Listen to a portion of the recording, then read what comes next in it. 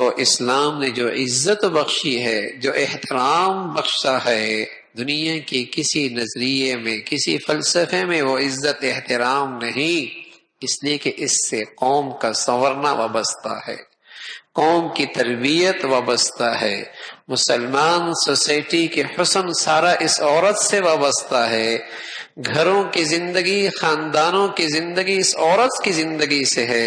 اللہ نہ کرے اگر اس سے یہ جوہر نکل جائے گا، نہ گھر گھر رہیں گے، نہ خاندان خاندان رہیں گے، اور نہ قوم کے پاس کوئی تربیت کی بنیاد رہے گی۔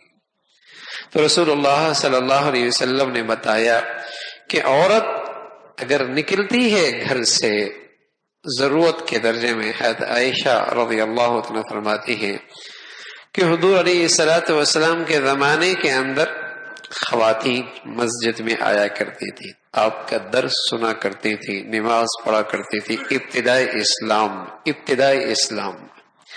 لیکن اس موقع پر بھی اللہ کے نبی صلی اللہ علیہ وسلم نے فرمایا مسجد نبوی میں ایک نماز کا ثواب 50,000، اور پھر اللہ کے نبی صلی اللہ علیہ وسلم کی امامت۔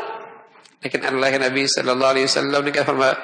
عورت کا نماز مسجد کے مقابلے میں گھر میں پڑھنا افضل ہے۔ مسجد نبوی ایک کا کئی گنا بڑھ کر ثواب، اور امامت محمد رسول اللہ کی۔ اللہ کے نبی صلی اللہ علیہ وسلم فرما رہے عورت کا مسجد کے مقابلے میں گھر میں نماز پڑھنا افضل، اور پھر اس سے آگے فرمایا وہ عورت جو صحن میں پڑھتی ہے اس سے اس کی نماز افضل جو برانڈے میں پڑھتی ہے، اور اس سے اس عورت کی نماز افضل ہے جو کمرے میں پڑھتی ہے۔ اس قدر اہتمام فرمایا ہے، تو بلا ضرورت اور بے پردہ عورت کی اسلام میں نکلنے کی کہاں گنجائش ہے؟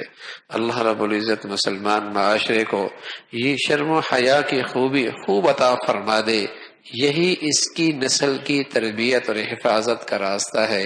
اللہ عمل کی توفیق نصیب فرمائے۔